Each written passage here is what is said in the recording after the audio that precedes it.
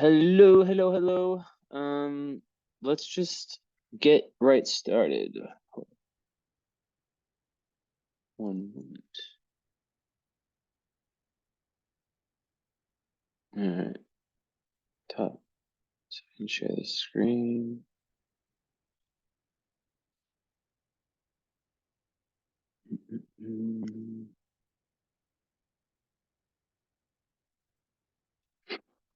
All right, so lots going on here. So Aquarius Sun with Chiron in the 10th house with Moon in Taurus, Taurus rising.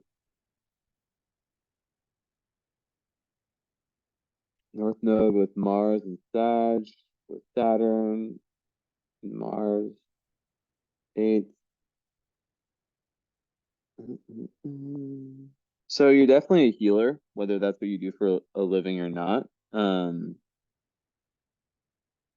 You are someone who is really here to give like a massive humanitarian, um, make a massive humanitarian effort for, in your life, or humanitarian or something that's kind of just different, like, that resonates with you and what you think is correct. And there's just a lot in your chart that points to this idea of truth and how you in this lifetime are here to find your truth, which you're then going to use towards your dharma, like your career, your life purpose, what you're doing on an external level. In past lives, you had a tendency of being um a little bit too close to home, a little bit like not deep enough in a sense of philosophy. So right now you are basically trying to figure that out in this lifetime and be around people, places, things, situations, whatever, where you're able to really feel this sense of expansion, this sense of anything is possible, this sense of I want to travel, I want to adventure, I want to explore this world that is filled with just surprises, The second you feel like the people you're around are just kind of tugging you in like a very conditioned, familiar, low vibe Gemini energy of just kind of gossip and bullshit and you know, you want people who you can really vibe with on a philosophical level. And also you want people, whether it's romantic friendship or just a lifestyle that has like a certain adventure to it, right? As a Sagittarius Mars, you have a drive towards wisdom, truth, and travel, foreign land. So you're born in okay. So yeah, you're past the Saturn return, obviously. So you are not, it could have been the case that the first 30 years were a little bit held back.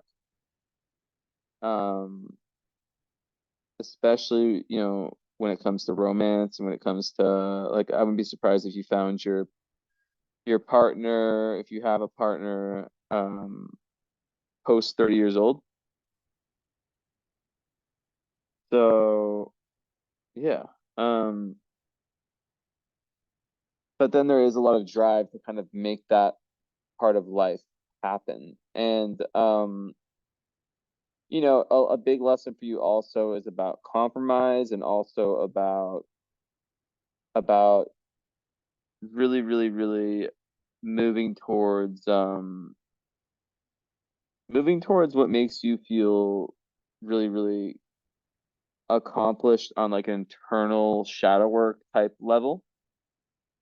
So one example is by being able to meet different teachers, different modes of seeing the world, different modes of studying, um, you're able to increase your belief of what truth is. And it's kind of like this duality between your inner work that you do being truly shown, like paralleled in your external world. And it's like this need to have a balance between your adventures. You're kind of just like, okay, I'm just going for it. I'm going to risk this, blah, blah, blah. I'm going to go here, no plan, whatever. And the part of you that's a little bit more, yeah, that's a little bit more about like the internal. So it's like really balancing those two out. But you're definitely here to get very deep for sure. Aside from that, you have Venus in Pisces on Fomalhaut, so it's around the midheaven too. So very strong Venus. So you're definitely a creative person. I wouldn't be surprised if you're a professional artist of some sort, especially as the Taurus moon and especially Taurus rising. With your Venus is your rising planet. You have a really strong Venus. It's in its exaltation position in Pisces. So you're very creative, very good with music, very good. Whether you're someone who is artistic yourself or whether you're someone who um is just very good at understanding and kind of like resonating with art and the more abstract minded stuff, that is very big for you. And it's just an area of strength that just, yeah, really comes naturally. And it would be a shame not to follow through with, right? Because Venus in the midheaven people, I know a lot of them who they just have like a lot of luck with their career, a lot of beauty in their career, and oftentimes because Venus rules the arts, it can be a lot of different things, but just like Venus midheaven people, they come off as beautiful and like a very strong, soft aura to people in the public. So in today's age, a lot of that's like social media, or if you're a public figure, um, you know, how you come off in the public. So people that don't really know you type thing. So, with that said, there is some issues. Like I love, like it's very romantic, this Venus in Pisces, but one thing you have to watch out for is the kind of Disneyland, not Disneyland, like just Disney over idealism. It's really important to stay grounded in relationships, especially at the start.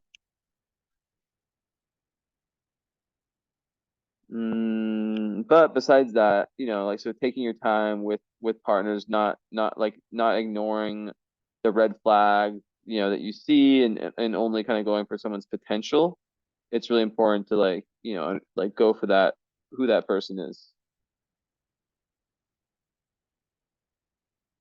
And also it's, a high potential, a very high probability that you'll enjoy a very nice career. And I wouldn't be surprised if it was very linked to whether it's art or some, healing or compassion in some sort. Because with Chiron on your sun, Chiron is the wounded healer, so you probably went through some healing. Could be with your father. Wouldn't be surprised. But that's every healer has stuff like that in their chart where they're meant to kind of go and experience some of the darker sides of reality, I guess you could say. Like it's pretty much every healer. I do a lot of chart readings for healers, and that's the thing I always see. Like, tough aspects like that. So your moon square sun, that is like usually parents are divorced, usually, not always. If not, the message you receive from parent A is very different from the message you receive from parent B. So it becomes difficult to figure that out, to have those two worlds come together. Um, and yeah, so the Taurus is very much about the part of you, the Taurus moon. It wants to, be very grounded. It's very good at meeting its emotional needs. That's your feminine side. It likes to touch things. It likes to have like all the five senses engaged. It likes to touch earth. It likes to do things with its hands. It likes to be practical. Um, there's also, so this is the issue between the two, is that the Aquarius side of you is a lot more about freedom and about just like kind of, you know, Aquarius is a sign that wants to be its own person, and Taurus is a lot more traditional and a lot more grounded in the sense of like it wants to kind of stay. It's not that Aquarius is not grounded, but Aquarius, it's fixed energy also, but it is more about finding its individual self. That's the goal for Aquarius. And a lot of times that's through humanitarianism and giving back and just doing things differently. While Taurus, sometimes a Taurus moon, the biggest issue with Taurus placements is that they can be afraid to take the risks that they need to take for highest growth. Like, I'm sure the stubbornness of Taurus, right? So it's just really important to lean into the opposite side of Taurus Scorpio, which is all about death, rebirth, transformation, allowing people, places, things that aren't really working for you anymore to die, essentially. And they played their course. You don't need them. They're not doing it for you anymore. And just to be able to recognize them and have the bravery to let go of what needs to go, what needs to be let go of, right? So so yeah, and then there'll definitely be a part of you that's way more interested in, exploring the world and finding truth, finding purpose, career, all that. And then there's a part that's way more about like kind of the, the kind of spiritual evolution, right? The kind of internal self, needing to spend time alone, all that stuff.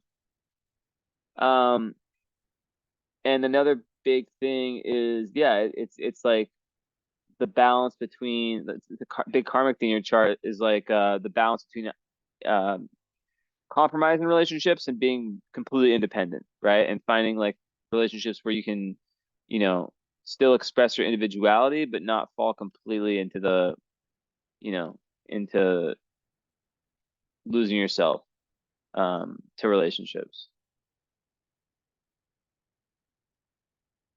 But, still being able to like have really solid conversation, good communication around that. I wouldn't be surprised if your work was some type of spiritual work, definitely in Neptune with Vesta, and that you find anything that related to compassion and high in Neptunian energy as like what's most sacred for you. And really just like being able to go deep within people's psyche and your own psyche. But seventh house, so it's like in sixth with classes, so it's like, it could be what you do on a daily level for work. Something where you're through that work, whether it's something of service, where you're able to feel that oneness, right? That feeling of connection. Like, when I work with a client and I really truly help them, like it's like they're crying or just like it's just this magical experience, or they write a really nice review, or they're just like shocked, like that. Or when we connect, it's like that is the what I'm talking about. It's like in those little moments you kind of like find yourself, and your self identity makes more sense. So yeah. um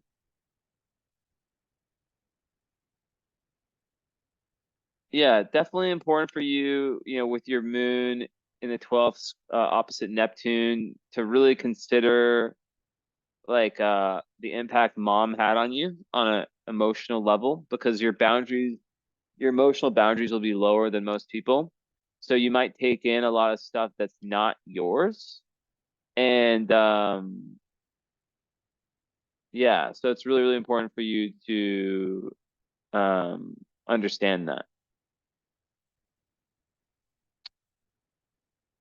Hold on.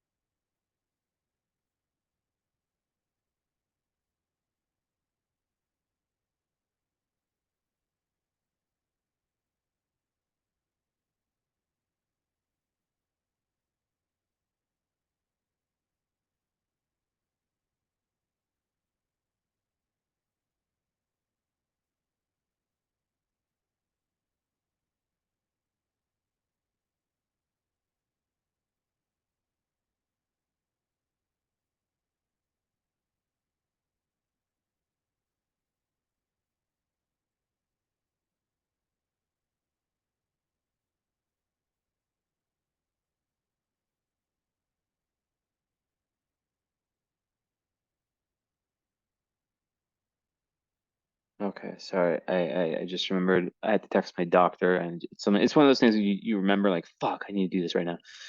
Um, so sorry about that. But anyways, okay. So yeah, Moon hard aspect Neptune, it's like the energetic boundaries. You really feel the suffering in the world, and with the mother, a lot of people with that, they can really take in the energy of their mother. Like, so if your mother had any negativity, any, and you have a really strong moon, so I'm not saying that that is the case, but it's like a lot of people with that, I tell them like, you need to look at, you need to like really look at that, right? Like, because sometimes it's very unconscious for us to understand, in what ways we've been impacted. What are, like for example, if your mom, yeah, like if your mom did have a lot of shame and you're holding on to it and it's not yours, or she was very sad early in life or very angry and beat you up, or just, it's not even like really like physical as much as it is energetic, because as a kid you were really really open to your mother's energy, just energy in general too. Like I try to distance myself from the mother father always being sun or moon. um but yeah, I hope that makes sense. And with a lot of things I'm saying, it's like, this is a two-person party, right? So it's like you have to really look and try to make sense of what I'm saying through your own experience, which I don't know, right? And then I think I don't have my thing. I think, yeah, yeah, you have the follow-up and the current already. So like, yeah, then we can talk about all those things in that session. Um, let's see here. So yeah, you also have Mercury retrograde natal. That's very interesting in Aquarius. Um, and you have an unaspected Mercury. Very interesting. Well, it is conjunct Chiron, but it's basically unaspected. I mean, and conjunct Ceres, and that's not opposite.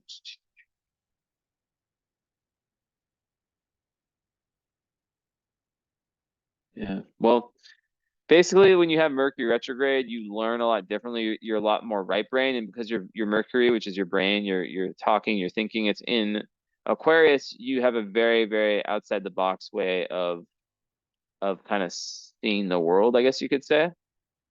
So yeah, that's really really important. Really really important stuff. And yeah, like the best way to understand that is like a lot of people with that is your Chiron. Oh yeah, it's in Aquarius. So yeah, you might have some pain that came maybe early on around friends, and maybe you were like rejected for your beliefs. A lot of times, Mercury and Aquarius, they're so good at seeing outside the box. Like they have a way of thinking that's pretty ingenious. It's a really nice Mercury position, especially for things like astrology and for not just being like a matrix robot that just believes, everything that it's told. It's someone who definitely has the opportunity to kind of like think outside the box and be very inventive, but sometimes that inventiveness can, um, like people who are more traditional and more brainwashed, who can't think outside the box, it's like so many people in today's world and for most of history. Um, it can trigger them, or it can just like it can make them angry, right?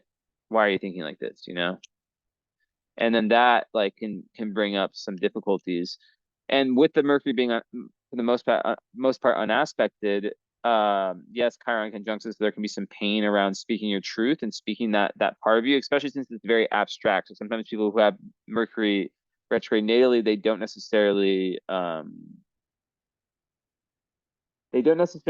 that ease of like the school system, right? That's very non-Mercury retrograde. Mercury retrograde prefers like learn abstract music, stuff that uses the right brain, creative stuff, um, more alternative forms of learning. But it's not to say that they're not smart. In fact, they can be very, very, very smart. Some of the best musicians have this. But karmically, it's about how you have self-limiting beliefs or something from past lives, like whether it was like over speaking, overthinking, thinking in a wrong way, too much or too little. In this life, you were meant to at the start analyze your own thinking and then be able to like understand, okay, this is how I want to come out with how I speak and how I communicate with people, and also with my thinking, right? Like imagine the person who has a past life tendency of being too, and yeah, and your South Node in Gemini makes perfect sense because your South Node is your karmic been there, done that. So that would make me think that you didn't have enough depth, right? You're trying to become more deep with your philosophies in this lifetime, right? You're very good at collecting all the little data, but not tying them to like these big, large philosophies. I'm saying karmically. In this life, I think that you probably made big, big movement towards that. So that's important. Yeah, so that's important. And besides that, yeah, you're really just trying in this lifetime to get deeper, you know? So I think that you it wasn't that you underspoke, you probably overspoke in past lives. Um about like I always think of like the woman in like the barber shop, or not barber shop, in like the hair salon, who's just kind of like gossiping about like town drama. I'm not saying that's you. I'm saying that's the like I think of metaphors, which you probably do too as a Mercury retrograde um natal. But it's very interesting to have that in Aquarius. Like you're probably super creative. I'm curious, and you probably have a very, very. I'd imagine I wouldn't be surprised if I was surprised when you told me like what you did for a living, or like kind of like your what like I don't like saying what you like doing for a living. Some people, their purpose is to raise children. Like it's literally their purpose. But at least the things you're passionate about and the things you're really, really doing on a public level, I think it would probably be very interesting. And because, midheaven's in Pisces, you want to do something for the good of all people. Uh, and you're very, yeah, like you could, like if you were a healer, you'd be someone who's like very easily seen in like a very loving manner and who can project a very warm energy, warm, cozy energy. So, yeah, that is pretty cool, don't you think? And let's see. But yeah, everything like with the sun square moon, right? I said like dad and mom, like it's like yeah, having those two different sides to you, and both need to get fed, right? So it's like how do you feed the Taurus need for stability, well, but like also like taking risks when needed to, and then how do you feed the Aquarius need for humanitarianism, for having that individuality, for having that freedom and that space in their life. A lot of Aquarius can have, not all, but they can sometimes have commitment issues because they just want freedom. Aquarius placements want freedom, and they don't want to be pinned down. They're not very traditional in the sense of like they don't really want to, just do something that's just because other people are doing it. Also, you have a 0 degree sun, so this creates like how your life is very, very much about new beginnings and kind of trial and error. Like you're meant to make mistakes in this lifetime, not too serious ones, but I mean, yeah, teach their own, right? Everyone has their own path with that kind of stuff. So yeah, let's see here.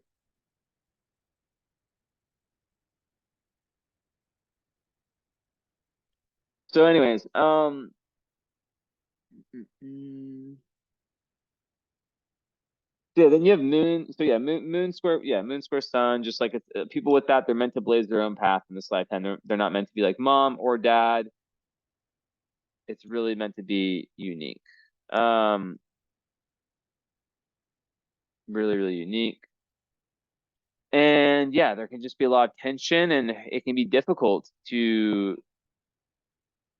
it can be very challenging to feed both mouths, right? It's not just so easy to do that, right? Especially when they're square because they're contradicting. I also have Sun square moon and Pisces and Sagittarius, right? So it's a lot different, but I understand that struggle. So yeah, let's see.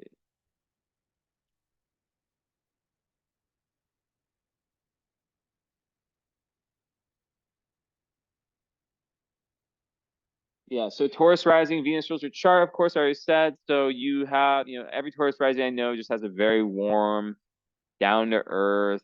Um, they're not always the most assertive, um, but they're very, very good at comforting people and just being very chill, like very chill, very consistent.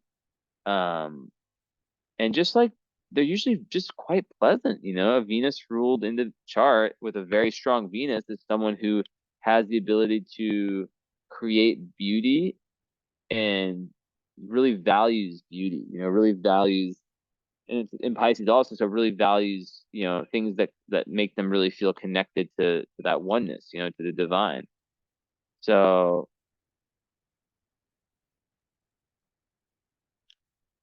yeah. Um, so yeah, I would imagine that you'd probably be someone who would go through periods of, being more social to then periods of being more introverted.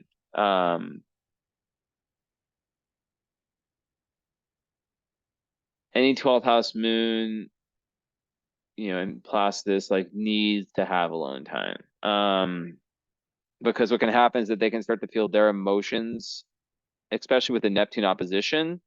Like you really have to watch out for energy vampires and have like really high energetic, um like that's like the kind of aspect where like you can feel like your emotions are very cloudy if you're around the wrong kind of person, and they can sort of like infiltrate your emotions. So it's just really, really important to be around the right people.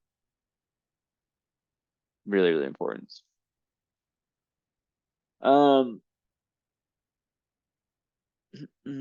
so I think like with communication, I feel like you're probably a very powerful communicator. Someone who, whether you're a writer, whether you're someone who just enjoys writing or speaking, uh, whatever that channel is, if there wasn't a channel for that, it would be quite a shame because there's so much potential.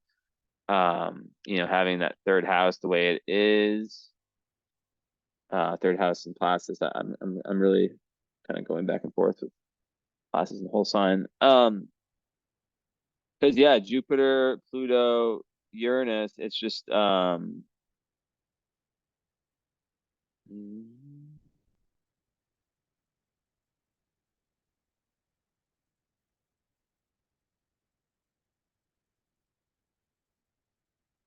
yeah, it's just the ability to be very, very like like, and it also speaks to you with information, like you like a big karmic purpose for you. Like I was saying earlier, and this Pluto placement is also saying that you're meant to go in this lifetime and find that information. You're meant to really, really seek it out.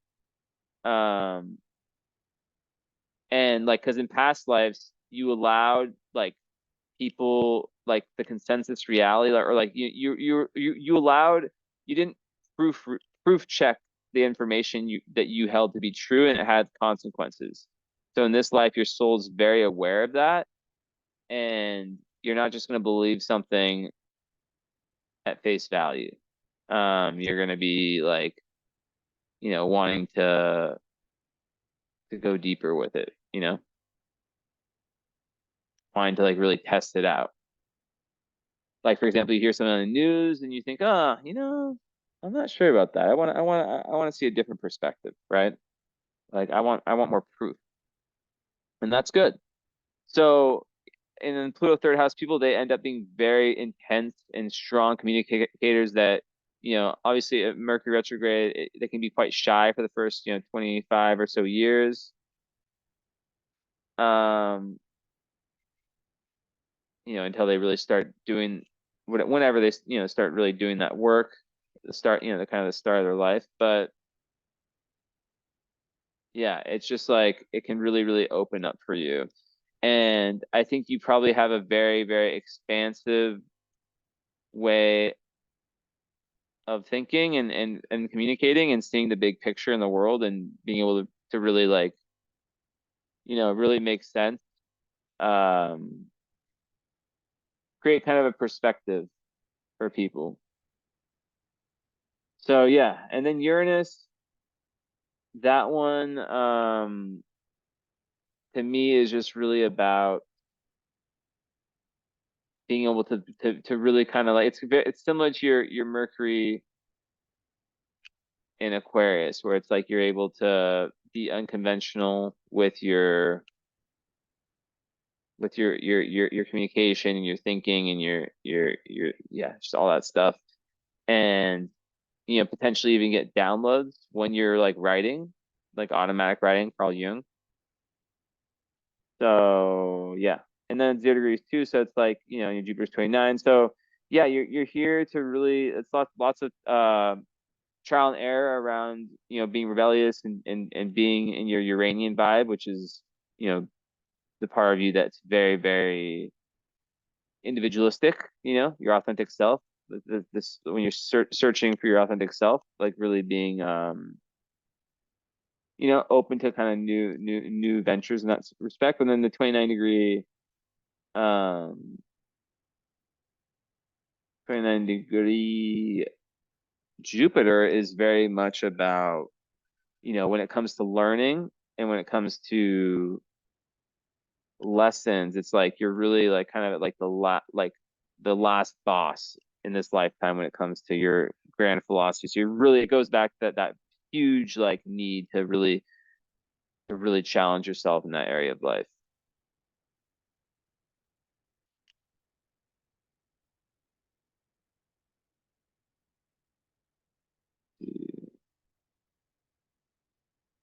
So yeah, like you have like a aspect pattern with Neptune, Uranus, Sun, and Moon.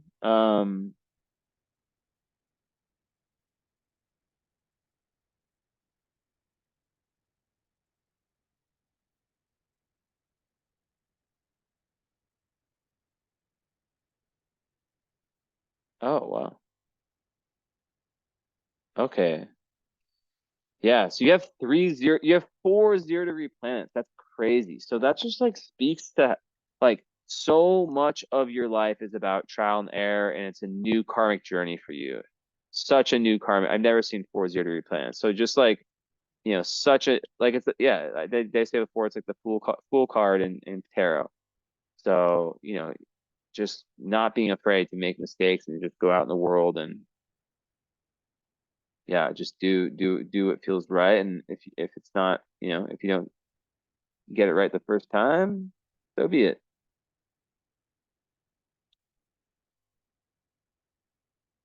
Um, but yeah, so all those are in an aspect pattern. It's actually a grand square, Moon, Sun, Neptune, Uranus. Wow.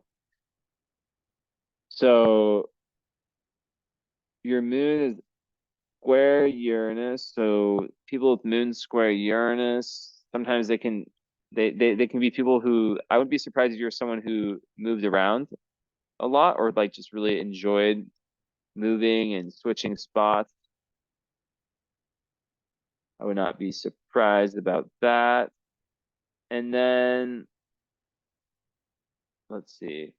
With moon opposite Neptune, I already talked about that one. So yeah, they all come together in an aspect. Um, and ultimately, yeah, it really is just like the sum of all of these individual squares and oppositions. But yeah, the fact that they come together just makes it very powerful. If you consider Sun, Moon, Uranus, Neptune, it just speaks about how you maximizing your Uranus placement. So, maximizing your individuality, maximizing your ability to not give a shit about what other people think about you, and just moving towards your very authentic road less traveled. And then Neptune about compassion and about giving to people and about service to others, about feeling what, high spirituality, mysticism, all that stuff. So the more you lean into those, the higher octaves of those. The lower octaves are for Neptune are issues seeing yourself clearly, issues seeing your emotions clearly, issues with boundaries, and lots of confusion and fogginess. Even as a healer, some people who have Moon Neptune, they can think that like it's just too much. Like it's just too much, like the suffering, they feel the suffering of other people so intensely that, it's too much, and they shut down. So that's really important, not to shut down.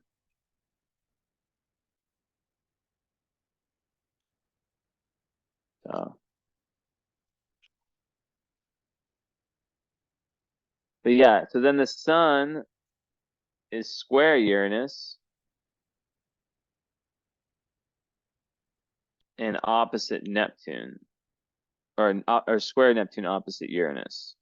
So sun opposite Uranus is very interesting. Um, it creates a major rebel. It creates someone who might have situations in their life where they sort of pissed off the status quo, and they have to kind of like lean into the fact that they have a really, really specific life purpose that might not show up till later in life, you know? And it's very, like, very, very, that's why I said, that's another thing with what I said earlier, like how I would not be surprised if your life purpose was just super unique. And I guess it wouldn't be a surprise, but like, it was quote unquote surprising when I heard it. But you never know, you never know, you never know. Let me see one thing.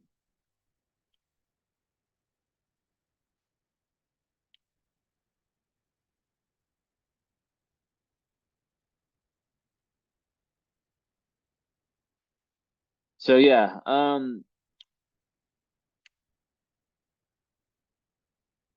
I think that, yeah, like with the Uranus energy, the hard aspect, it's like there is a big need to have that stability, because the emotions can definitely go very up and down, and it can create this sort of obsession for the new and for change, and it can just be, so it's actually kind of interesting being a Taurus moon and having that, because that's very, um very different than what a Taurus moon is about. As I said earlier, Taurus moon is not about change. They're not typically good with change. So yeah, that's of interest.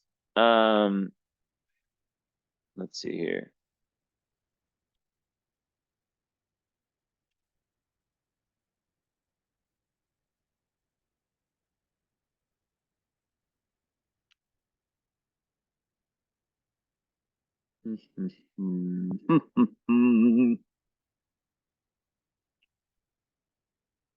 Also, Jupiter close to the IC retrograde. Yeah, Leo. It's like the Jupiter Leo people. They're just very good with kids. They're very good at kind of being like an internal child, in the sense, not immature, but just like very good at, like, just they really gain a lot from. They're very creative. They're very, they're just people that can, yeah, kind of feel young, like age is just a number type thing, right? Where they just have this youthful spirit that can really uplift other people throughout their life, and it doesn't necessarily just go away.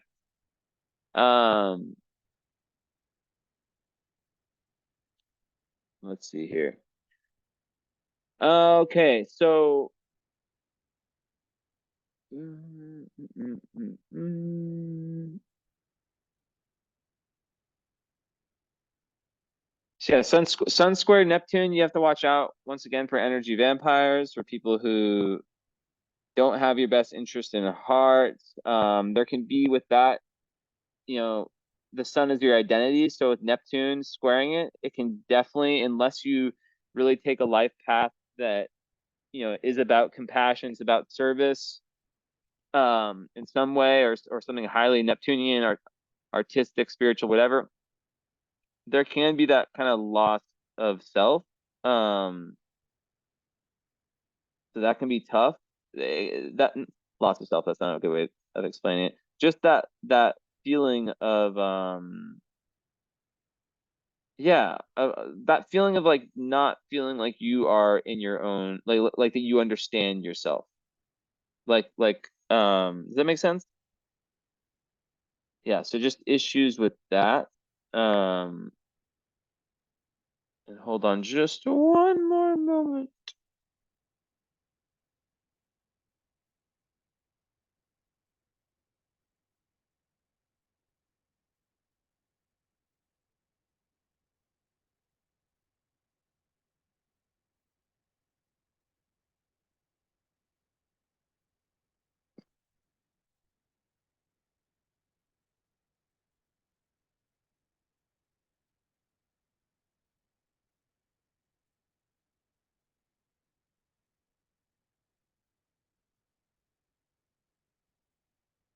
Oh shit. I'm sorry, I'm sorry, I'm sorry, I'm sorry.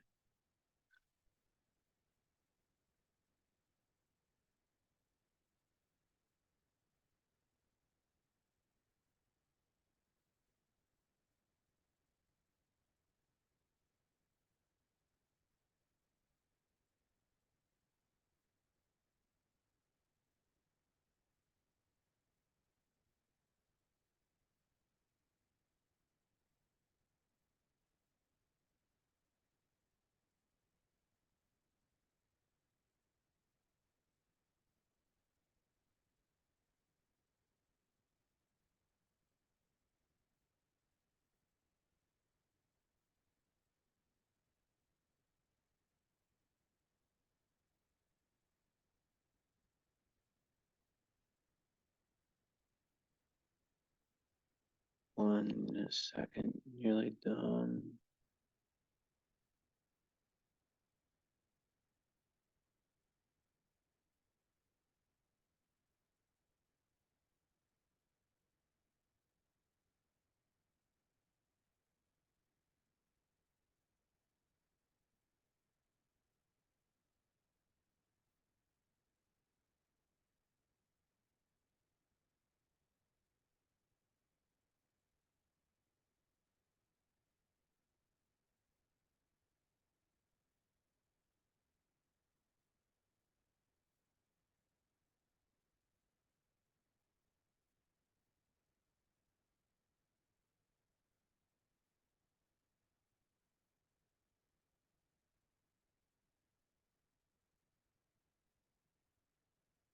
Once, just about done.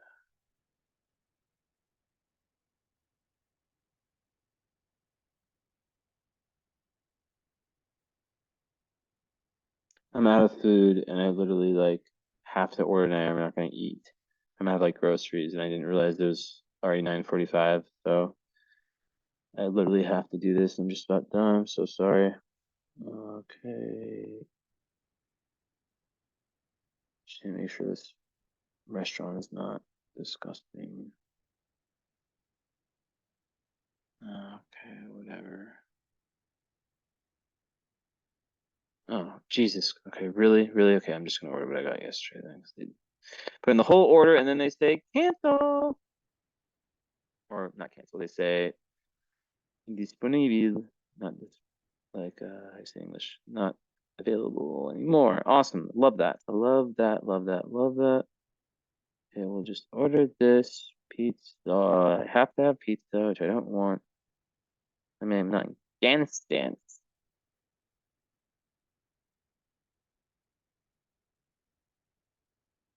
Okay, just gonna do these, and then this one. So yeah, but yeah, so Jupiter on the IC is very, very good for childhood. A lot of times people with that had a very nice childhood.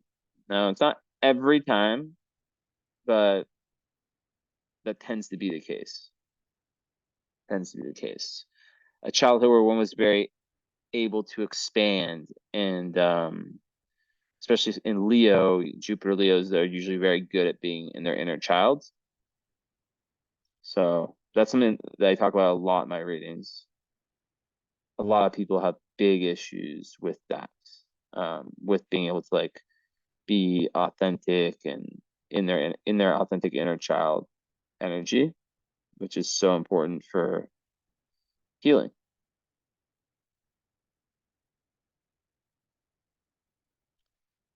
All right. So.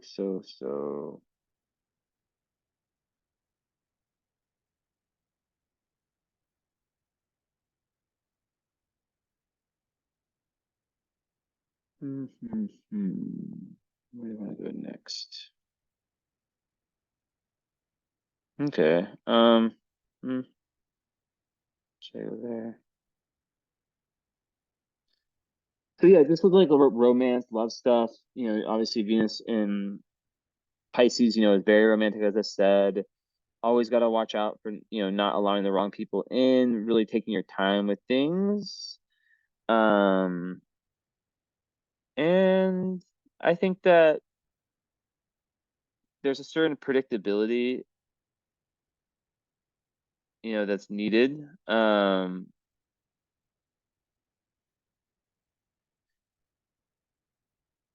There's a certain predictability that's needed, or I guess stability with that moon place, or that, yeah, Taurus moon.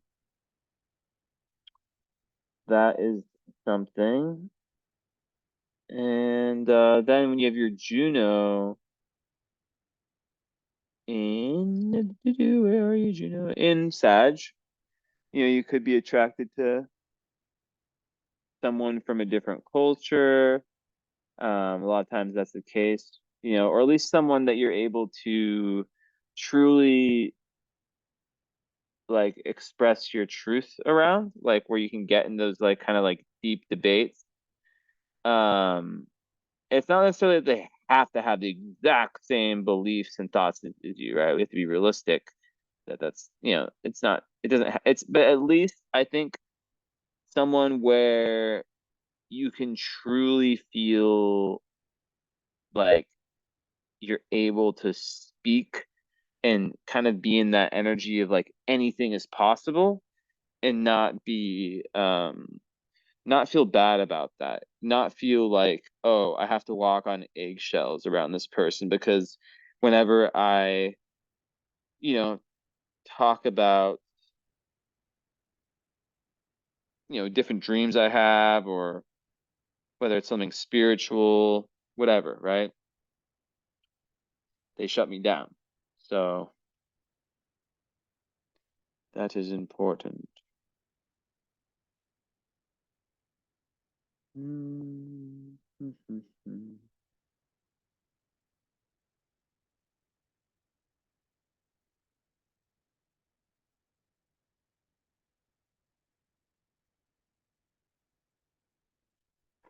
Get a drink.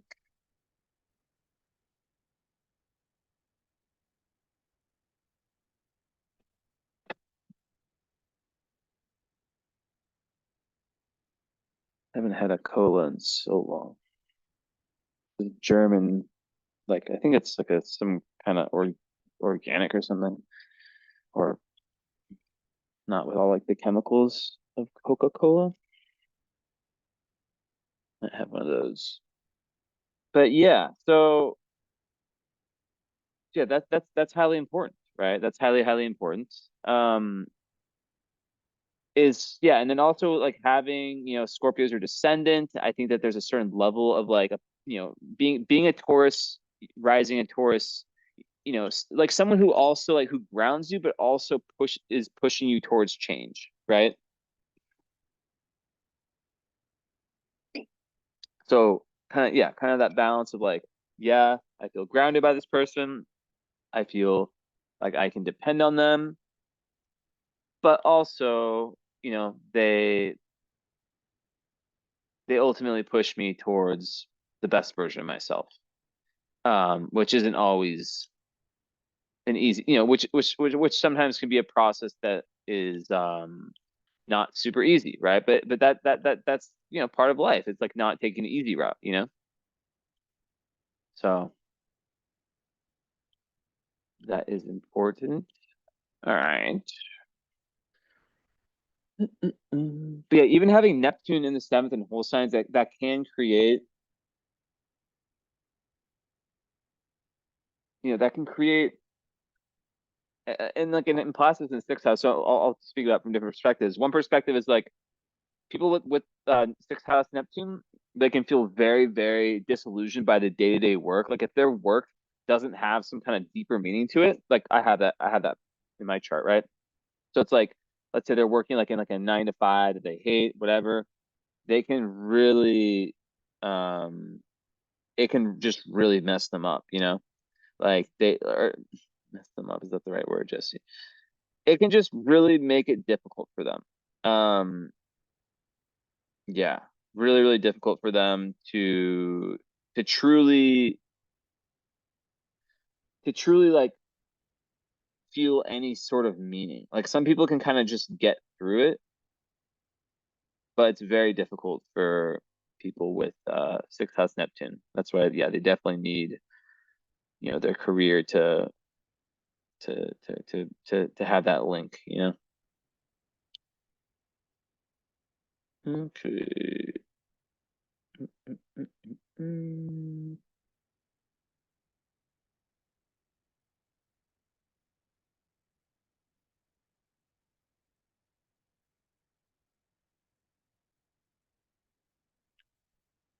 So.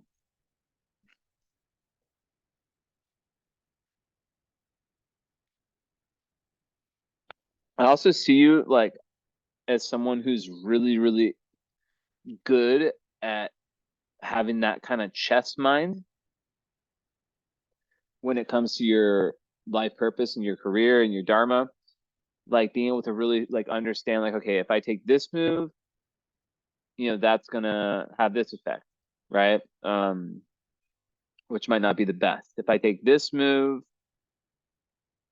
really like, so yeah, just having that real big picture perspective around how different moves will affect you career wise.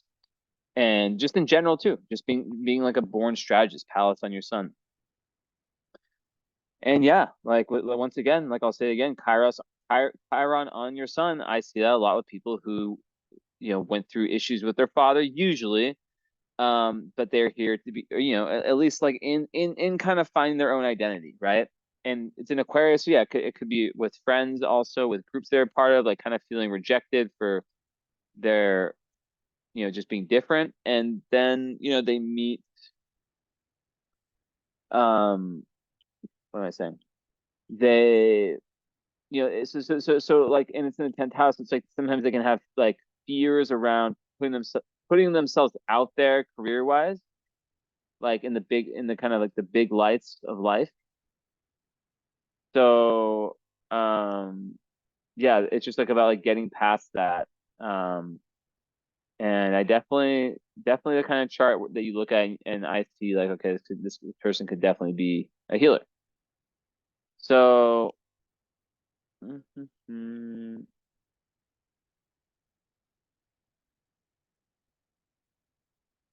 yeah, series with Mercury and Aquarius. Yeah, you're really nurtured by the different, like the very like, yeah, um eccentric parts of life.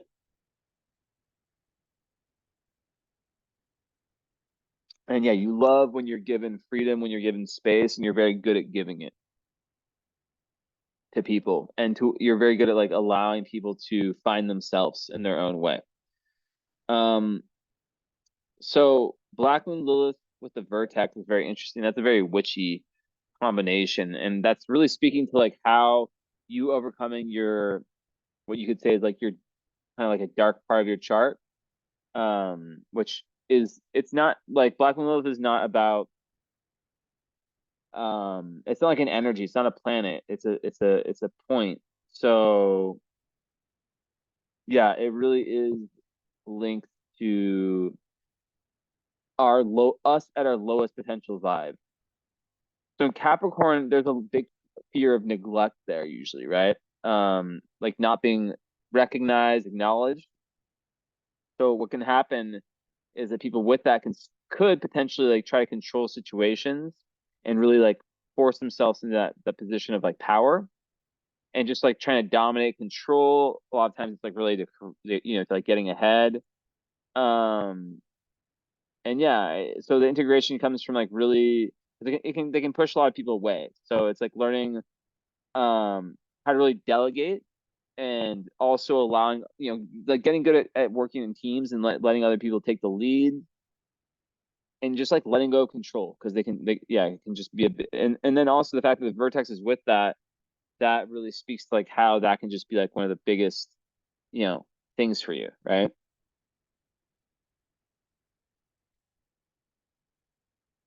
Let me rephrase the last sentence. It speaks to how by doing that work, you're projected into your higher awareness and into your highest self. And there's a lot of fateful situations where you're gonna be able to test that out. So yeah. Um, that's the yeah. So like I said, that's what Neptune. I always spoke about how that could, definitely be someone who wants to really go deep into like the psychic, like healing realms in their career, or just something that like interests them, that like what gets them to like the kind of underground areas of life. They're more taboo areas, like even be like a sex therapist or who knows. It could be a million different things.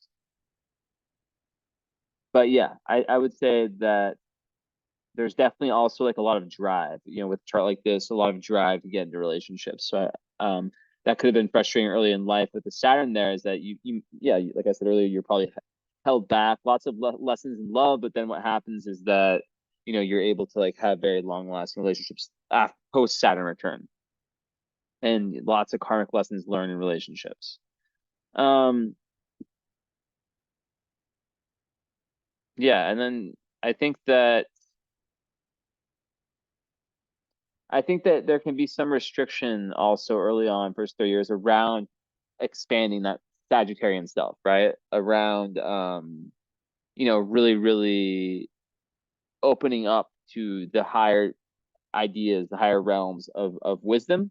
Now, there's lots in your chart that does speak to your nature being very open minded in general, but yeah, maybe there's something that pushed you away from that, and there could have also been like a feeling of being really overwhelmed by intimacy, or like kind of restricting your sexual expression.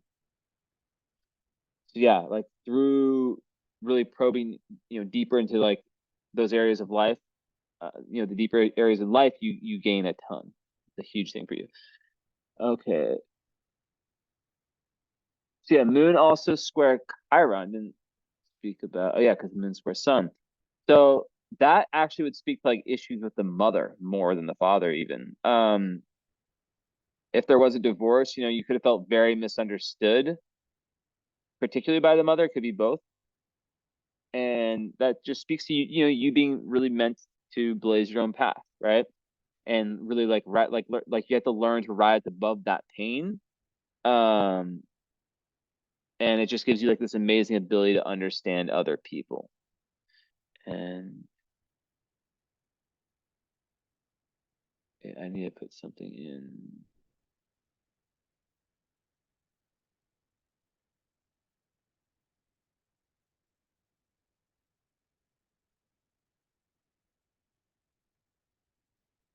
Okay, got you. Wait, hold on real quick. Wait 1 second.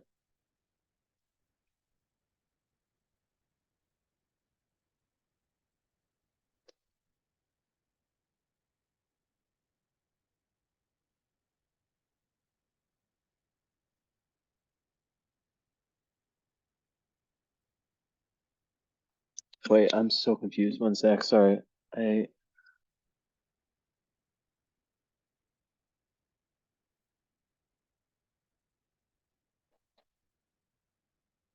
Yo, no.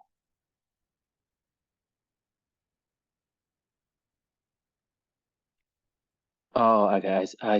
Okay. I see what happens, or what happened is that okay. I just got freaked out for a second. I was like, "Yo, Did you get me and Haley's reading?" But then I remember that I sent you that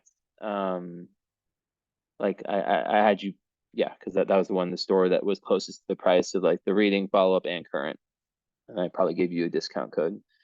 Let me just verify that. That would be horrible because I'm loving this reading. But yeah, we or I probably just changed the price to whatever. Who cares? Either way, I wrote down that we have our current. Yeah, I remember now. Like reading, follow, and current. I just like I just searched on Squarespace, make sure you didn't have any extra notes. Sometimes people like write extra notes. And I was like, what? Jesse and Haley reading? No. Okay. So.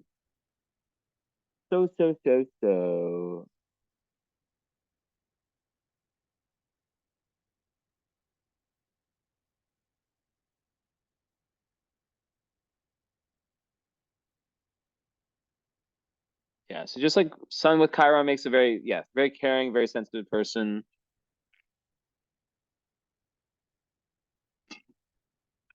I think with Sun Chiron, there's like always some like, whether it's physical or emotional childhood wounds, which can make self-expression more difficult. But yeah, once again, another one, Sun and Moon with Chiron, or like an aspect of Chiron, so compassionate, really, really good for understanding other people's pain, what they've been through, whether that's what you do for work or just, in your life. But also like a big need to not just be giving, giving, giving, but to be, because like a North Node and Sagittarius, they're meant to explore the world. They're meant to like explore and find, find new pastures, if that's a saying. I know it's greener pastures. Um, and yeah, like with Mercury and Chiron, that's just like how early childhood education, which with Mercury retrograde would make perfect sense, could have been painful, or just like communication early on. And yeah, like a lot of times people with that like believe that there's something wrong with their way of thinking, their way of communicating with other people, or that they're not as smart as their peers or whatever. But especially with Mercury retrograde, right? And Mercury in Aquarius too, because they're so outside the box. They might have ideas that are way ahead of their time early on. So yeah. Very, very empathetic once again, like very good at like listening, um, understanding people truly. So it's very good to have that as the, any kind of counselor, teacher, someone, that their career, what they do is like a healer, or just in general, it could be good for business too, right? Building a team or a good relationship, right?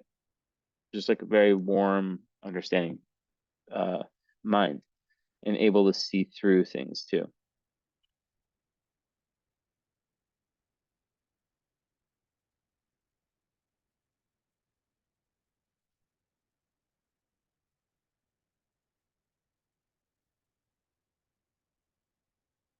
Yeah, so I imagine you're someone who's just interested in like, yeah, really, like I said earlier, like probing deeper into the meaning of life and all that's possible.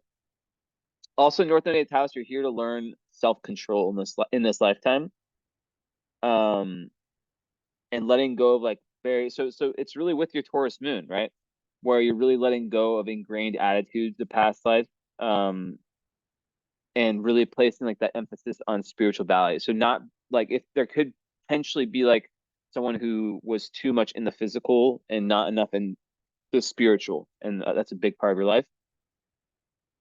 And yeah, with Sagittarius, it is also about that one pointed vision. So a Gemini South Node could have a karmic tendency, like I was saying earlier, of doing this, doing that, doing this, starting this, starting this, starting that, blah, blah, blah, and it just never ends, right? So feeling life, you know, with lots of like people, lots of activities that don't really have that high meaning. And just like also indecisiveness. So you're trying to become very, very as much as possible. Like you're still here to explore, but like, very single pointed in your in determined. Like it's like, you find a few things that work, and then the ability to just be like, okay, like I'm gonna just hold on to this, like these two things that I found I like, I'm gonna hold on to them, and I'm gonna not just like try to do everything.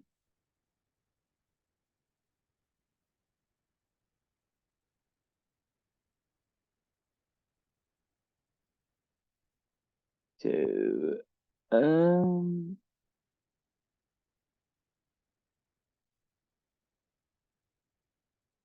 yeah, so it's all about, yeah, that sense of direction, and yeah, higher vision in life, basically, right? And really going towards that vision, moving towards it. But yeah, you definitely like, you could be very, very connected, like with your, if you do any kind of art, I would highly advise it. It doesn't matter your age, doesn't matter anything. Like you have your Venus with Omaha, like you can have like this divine inspiration of your art. Like you have such a strong Venus, which is like, yeah, like you're an artist.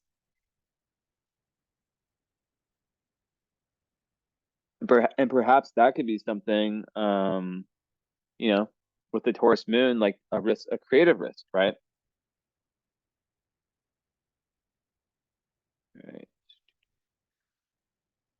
That Planet. Oh yeah. So Venus hard aspect. Um, so yeah, Venus and Mars are square. Interesting. And then they are mm,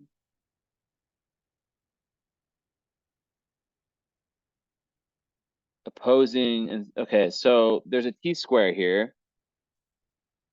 A T square between Venus, Mars, Jupiter. So in relationships, that could create something where the grass is greener on the other side type energy. Um,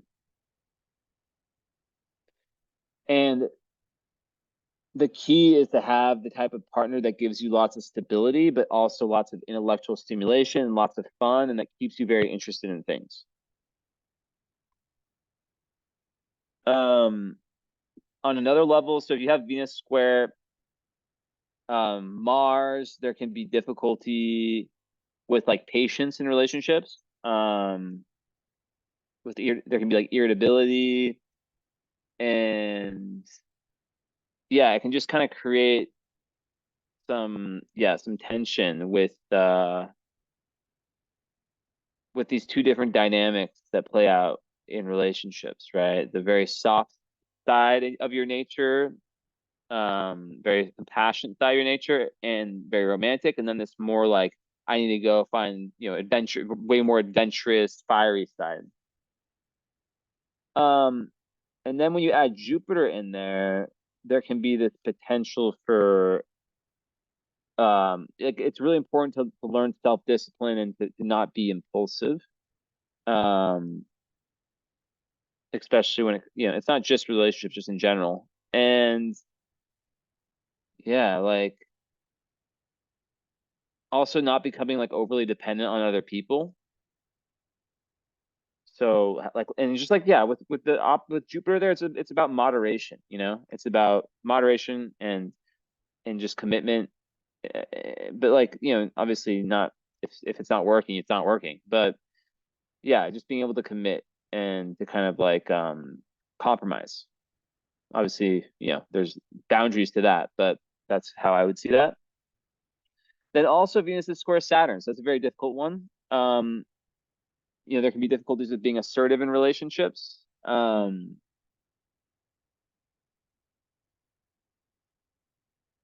like fearing confrontations.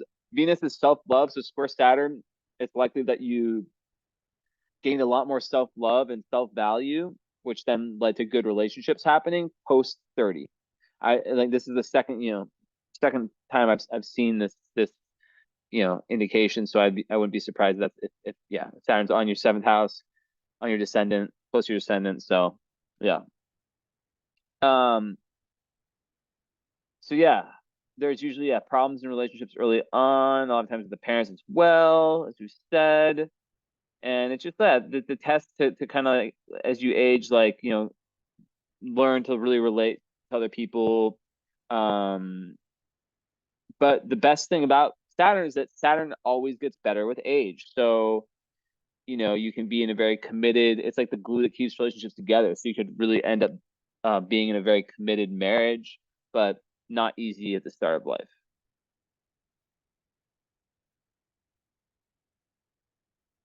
Okay. Mm,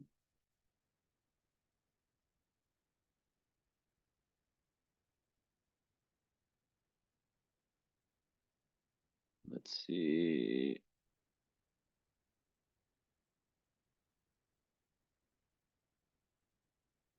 Yeah, so I was saying with the Juno, like you definitely want someone who's an adventurous, who's like I said earlier, but potentially from a different culture and where anything is possible. Someone who's optimistic and someone who also is able to go deep.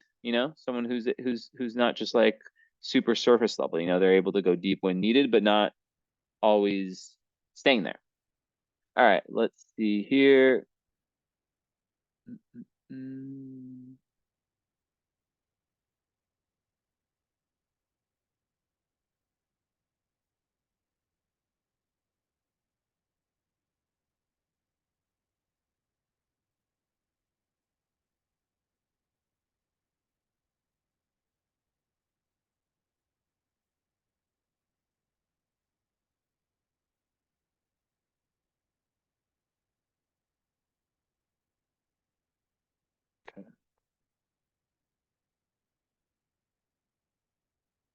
Altair on the sun.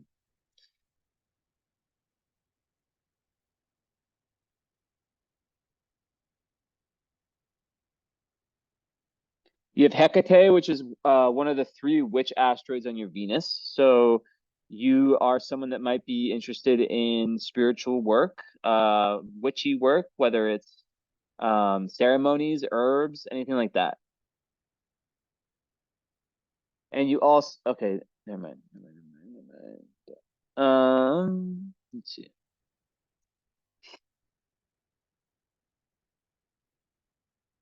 Algal rising. So algal rising is very interesting. You have a Regulus. Oh yeah, you have Regulus Jupiter. Interesting. I have a Regulus tattoo because it's on my ascendant. Okay. Let me type Regulus astrology. There's so many different variations. And then what was the other one? Algal astrology. Let's just find them all.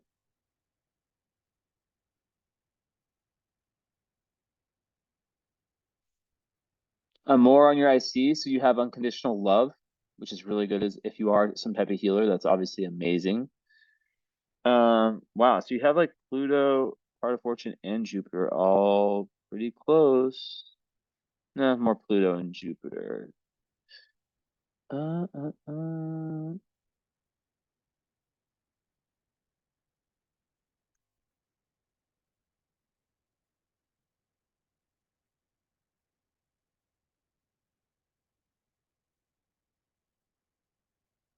Wait, what? Is this it? Wait, no way. That's yeah, Serpentis. Okay.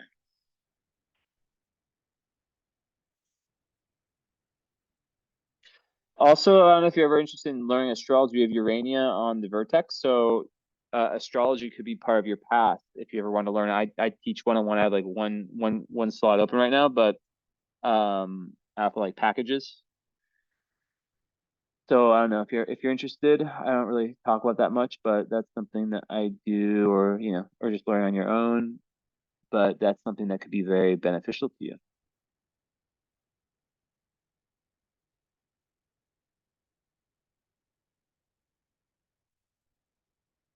Okay.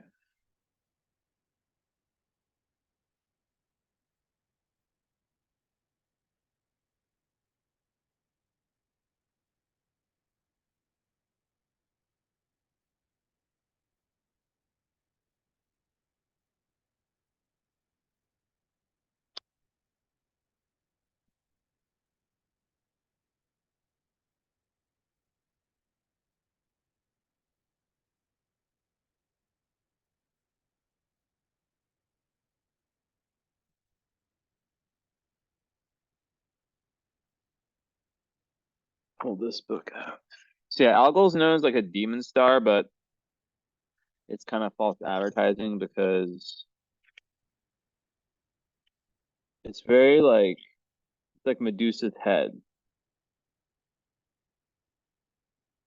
But let's see what they say here. So the head of Gorgo Medusa, this name is derived from blah blah blah blah blah. Demon meaning demon, evil spirit, or devil, derived from the same root as alcohol. Algol is part of a devil star system, darker brothers, blah blah blah blah blah.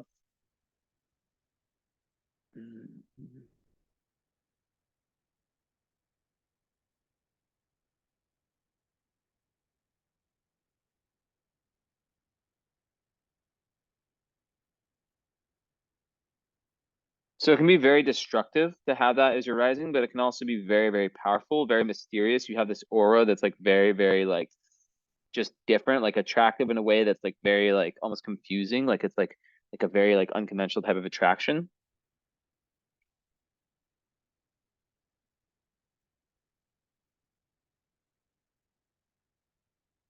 Let's see.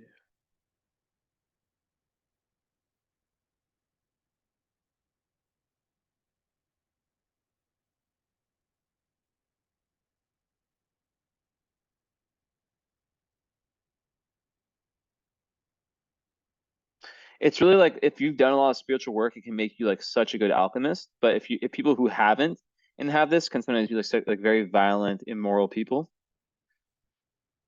Um, More with men, it's difficult. I've seen different mass murders have had it, and you have to really be careful for accidents and injuries. Like you really have to like ground yourself. Um, and then this other person has it who could not who on who couldn't even harm an animal. Like she's like so sweet. So you see, it is very like 100 or 0.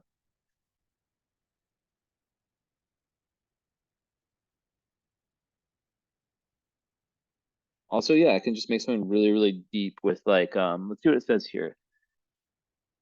Maybe it's good to stay away from it.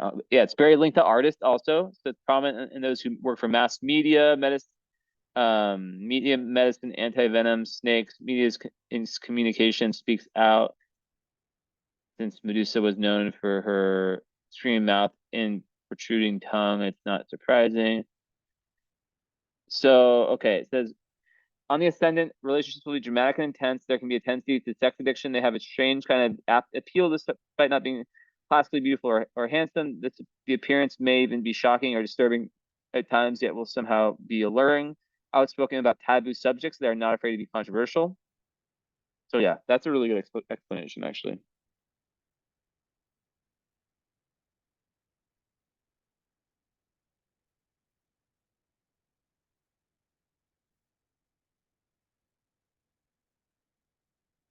So yeah, it's really, really important when you have alcohol to like be a good person, to live with integrity, and then it can be great. But yeah, if if people live immorally, then it's not good.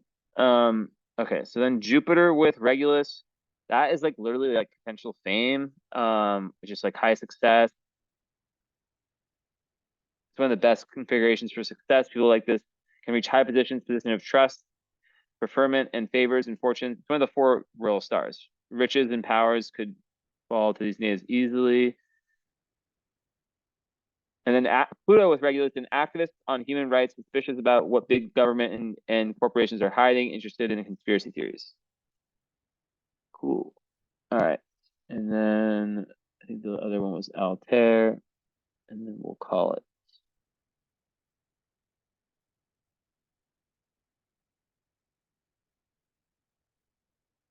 So yeah, Altair on your sun, that's like just very good for like being a leader, you know? It's a strong one. The star of Aquarius, and it just gives like a kind of commanding nature. And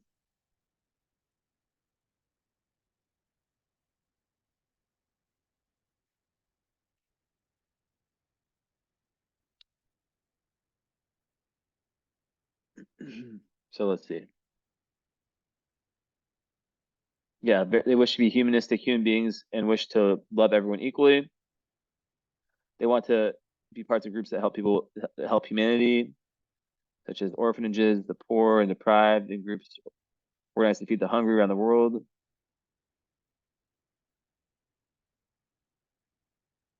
Um,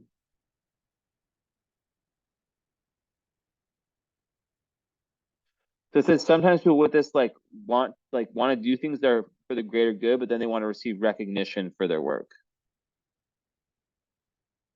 It seems really precise. So yeah, just like not allowing the ego to get into like what you're doing for the planet and for humanity, like not letting the ego in the way. It just says that's like a potential. So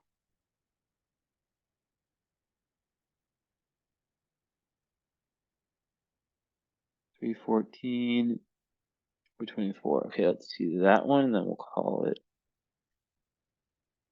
Go, Mika.